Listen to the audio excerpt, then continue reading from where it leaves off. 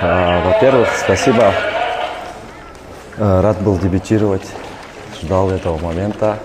Рад, что получилось в первой игре отыграть на 0, выиграть при домашних стадионах, почувствовать эту атмосферу. И спасибо болельщикам за ту поддержку, которую они нам давали на протяжении всего матча.